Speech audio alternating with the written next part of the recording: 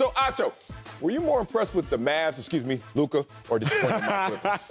One dude out there. I like what you did there, Sel. I was vastly more impressed with the Mavs because the Mavs really, they locked in. Like, everything for me at this point in time, right, I watch a lot of basketball games, but there's one team I watch nonstop, the Lakers. Right. And so, but you're from Dallas and the Mavs are playing. Okay, I'm listening. I watched throughout the course of the season nonstop the Lakers. Okay. And what I realized for the Lakers in their Game 5 was that the players who didn't show up in Game 4 also did not show up in Game 5. So now I'm watching the Mavericks last night, and I'm like, Luka didn't show up in Game 4, but it wasn't just Luka who didn't show up in Game 4. It was Hardaway Jr., it was Vinny Smith, it was KP. All them cats didn't show up in Game 4. So how are they going to show up in Game 5? And everybody to a T showed up and showed out. Game 4, Mavs shot 34% from the field. They shot 16% from three. They shot 66% from the free throw line. 34% from the field, 16% from three, 66% from the free throw line. But then Game 5, you shoot 41% from the field, 38% from three. Most importantly, 89% from the free throw line. What that showed me was that what did it show you? Effort, attention, everything changed. When you talk about fast break points, outscored 17-5 in Game 4. Fast break points, it was only 8-6 in Game 5. When you talk about rebounding, got out-rebounded, I think it was 53-41 in Game 4. Game 6 was just 40. Game 5 was just 47-45. All the things that have to do with effort, that have to do with attention to detail, that have to do with actually locking in from one game to the next, the Mavericks took seriously. You don't know if shots gonna fall. You don't. But free throws are free. You don't, like, real talk. You know, your coach would always tell you in any sport, but particularly in combat, football, sports where there's another opponent, not necessarily golf, bowling, etc., but sports with an opponent. Don't let anything without a heartbeat beat you. Yeah, I love when you say Don't let anything without a heartbeat beat you. Fast break points. That's effort, big dog. Don't let effort beat you. Free throws, attention, focus. Them joints is free, big dog. Don't let that beat you. Yeah, Kawhi might beat you. PG might beat you. Rondo might beat you. Morris might beat you. But don't let energy, effort, attention to detail beat you. And the Mavericks let none of those things beat them. Went back in the Staples, got another dub. Incredibly impressed. Yeah, incredibly impressive, but I was disappointed in my Clippers because they underperformed. One, at home, we're supposed to take care of business and take a command in this series, and we did not. We've lost every single home game. Now, they have too, but I can understand why they have. They're a young team trying to find their way, and we're supposed to be led by this dynamic duo that already knows the way, just have come up short in years past, but this is our year. Is it our year? Because the road team has won every single game. Why am I disappointed in the Clippers? Because the Clippers had 5 players in double figures. Mavs only had 2. Luka and Tim Hardaway Jr. Hold on. You mean to tell me we got a dynamic duo better than their dynamic duo? Who is their duo? Is it Porzingis and Luka? Is Luka and whoever he want to pick that game, right? Exactly. So we already got them in duo, and then we have 5. We march out with 5 strong. Not our best performances, but 5 strong, at least in double figures. They come out with 2. 2 dudes beat up 5 dudes. Whew. And let's get specific. As Coach always says, names and numbers. Kawhi. Okay. Somehow, because he's quiet, we reserve judgment on him. We reserve our criticism because we're like, he ain't doing nothing. He ain't bothering nobody. He's out there balling as well. Was he balling last night? I didn't see it. Look, Kawhi is averaging 33, 8.5, and 4 assists in this, shooting 63% first 4 games. What did he do last night? Come on, Kawhi, 20 points? That's you. And the game worst 5 turnovers. Including the air ball that I don't know if Rondo was mad at or not, but Rondo had some words for you after that shot. Oh, you look at this team, the narrative's always been the Clippers can't hold a lead. How about we now have dug a ditch to the point where the Clippers can't even get a lead to let go of that same lead? We can't even take command of a series. The only hope I have is that we're going to go back to Dallas, where they haven't won in Dallas yet. And the hardest game to win is a closeout game. Correct. So a young team at home that hasn't won at home now has to do the impossible damn near, which is close out against a team that's better than them. To your point, though, doing the impossible seems very possible when you have Luka. And that's why I go back to being impressed, because you said 2 beat up 5, and in theory you're right, but it's really because 1 beat up the big 2. Like, Luka scored 43 points, so Luka scored 42 points. 42. When you got Kawhi, he only gave you 20. Yeah. And PG gave you 23. Luka single-handedly is neutralizing y'all's big two by his own self. One game. One game. But over the course of all 3 games, the Staples, Luka's averaging 37, 11, and 8. Damn. So even if you want to talk about the 3 games, Luka is bringing it in and night out, besides that one game in Dallas where he really had to deal with that shoulder, neck sprain, whatever he got going on. Yeah. So it's so impressive to me because you look at, when you talk about what's impressive, you got to talk context. Well, what's the alternative?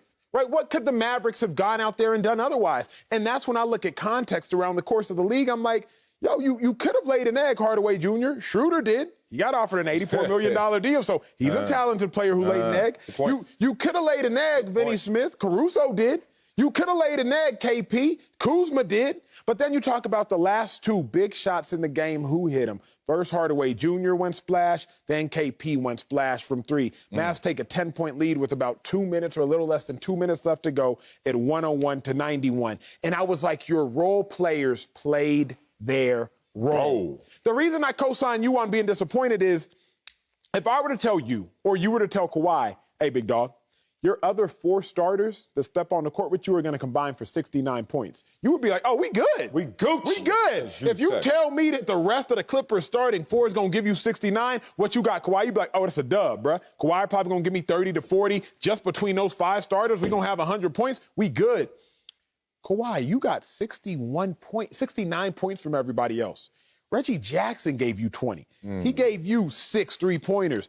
And Kawhi, you gave us what? Sal, I'm going to say a little bit more to your point because we do give Kawhi too much grace. Yeah, we do. We give him too much grace, and it's because he's quiet, he doesn't ask for praise. And he's a multiple champion. Yes. Beast. He doesn't ask for praise, so as a result, we don't give him criticism. But as Kawhi, indictment on you because, sir, at this junction in time, you now have a responsibility to be a leader on the court and to be the leader vocally as well. 2 scoreboards. Scoreboard in the box score, scoreboard in the brain. Kawhi, you've been granted grace over the course of your career for not being a vocal leader. But now it's starting to rear its ugly head. Kawhi, I'm disappointed in him because in this kind of game, there's no way that if KD would have done this, if LeBron would have done this, if Dame would have done this, if any other player we refer to as an all-star or superstar would have done this, no, they would have got blamed. Look at me trying to start off another segment. And Kawhi better than all of them except KD. Look at your faces. Yeah, I'm about to go there. Who was supposed to win this series? Clippers. Stop playing. So that's why I am not impressed with the Mavs. I'm disappointed in the Clippers. Supposed to win it. You talked about attention to details and effort plays. Forget all that. I ain't got to go that deep into the newspaper. I want to see the headline. Headline is Kawhi Leonard. Headline is Paul George is supposed to beat Luka Dončić and whoever else he wants to play with that day. That's the problem. Why aren't we neutralizing it, especially when the claw, Kawhi, is supposed to be clutch? I know he is, so I don't even want to really take that many shots at him. But when Luka has another bad 4th quarter like he did, think about it. 2 points in the 4th quarter. Now, he had 40 going into it, so let's not act like he wasn't balling. But 2 points in the 4th quarter. Luka has scored 4 points or fewer in the 4th quarter of 4 of these 5 games. He wearing down. And it's okay because he's giving you so much. You talk about running that 400, the first 300, everybody's still on the back stretch. So he's like, I'm going to win this even if I cruise down the stretch. Problem is, Kawhi, that's your time to shine. Kawhi, you're supposed to be Mr. 4th quarter. Bounce on the rim 8 different times and make the shot to advance and get your championship.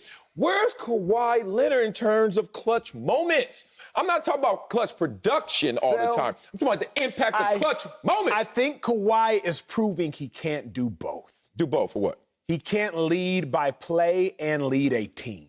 I'm thinking, like, nobody said it because we all like Kawhi, and Kawhi plays great on offense, plays great on defense. We started to make the comparisons to Jordan. But I think Kawhi has proven to us over the last 2 years he can't do both. In the Spurs, when he won his first finals MVP, he didn't have to lead the team. You had Tony Parker, you had Manu Ginobili, you had Tim Duncan, you had Pop, you had 3 future Hall of Famers you're playing with and a future Hall of Fame coach. Then you go to Toronto. Now let's hear this one. You didn't have to lead the team. What? You had Kyle Lowry, who had been there. Now, Kyle Lowry ain't won jack. But he's still a $100 million guy who's a leader in the locker room, right? So, like, he's still a beast. He's still a multiple-time All-Star, and he's a leader in the locker room. So, Kawhi, you just had to show up and play ball. But now you get to the Clippers, and now you can't just show up and play ball. You got to show up and play ball, but you also have to lead the team. I think Kawhi is proving that he cannot do both. That is very disappointing. It's an indictment on Kawhi's superstardom. Now, you can all say, well, we know that about Kawhi. It's not Kawhi's fault until it is. You went to the Clippers to win a chip at all costs. Figure out how to do it. LeBron James has been put in a situation at all costs. With AD, without AD, figure out how to do it. With Kyrie, without Kyrie, figure out how to do it. K-Love gets hurt without K-Love, figure out how to do it. Kawhi, if you want to be put in that same breath of superstar, you got to prove that you can do both. Lead on the court and galvanize the troops. But I think the biggest indictment, the biggest disappointment of this whole series is Kawhi proving, Sal, he can't do both. Man, that is a astounding take right there. I don't even want to echo it. I don't want to hear it again either. I'm not going to watch the YouTube re-air this. I'm not doing any of that because I'm trying to push back, but I'm starting to realize that maybe that's it. My only pause is maybe we're a little redundant in terms of our leadership style and our production. Okay, because everyone keeps saying how we're supposed to be this lockdown defensive team and clamping. You got PG, you got Kawhi. Oh, my God, who's better to lock down people at the positions? Then you start to say, well, did we need all of that? Did we need all that bass? Where the treble at? You know what I'm saying? Like balance this sound out, balance this expression out. And I'm looking at us in clutch moments. I see 20, I see 23 yesterday's game. That's not their averages, but close enough. But you're still supposed to win that game. They're down 20-some seconds to go. You blink, all of a sudden it's a 5-point game. There's nothing but free throws, which means basically the game is over. We didn't have a clutch moment in that time. Like Nicholas Batum coming down the lane, trying to hit the layup. I'm not going to blame him. It should have been in Kawhi's hand, but then it was in Kawhi's hand. Airball. And we get an air ball out of that.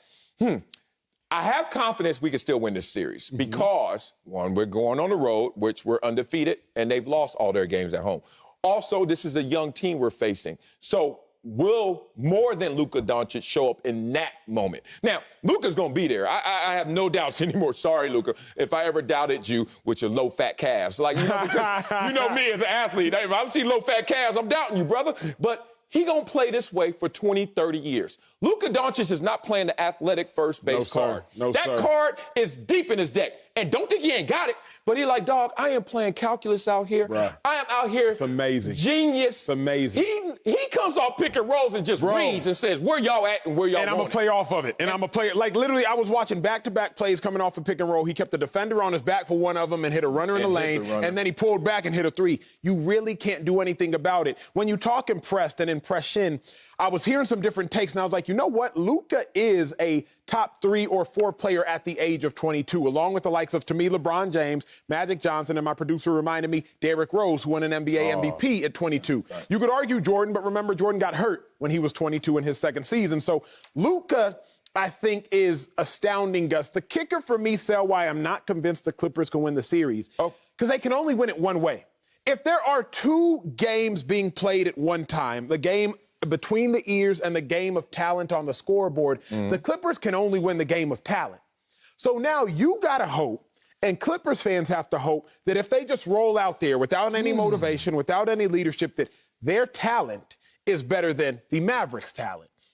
And that's where I'm not convinced anymore, because Luka is as good as the other 2 on any given night. So you have to hope that y'all can win the one game, and y'all can win the one game of score better than the game of score and the game between the ears, because y'all ain't winning that game at all. I don't even know if y'all are playing in that game. Y'all aren't even volunteering to contribute the game of leadership, the game of intangibles, the game of mental toughness. Y'all just like, we just gonna go hoop and hope for the best. Yeah, I have to echo that. I mean, I got to be objective up here. You're right. We have to just outproduce a team. But we're not going to necessarily always out-execute, or more importantly, get the most out of our team. That's where leadership comes in. And I know when you're young, and I know when you see leaders in certain situations, it's hard to measure their impact. It's hard to measure how effective a great leader is.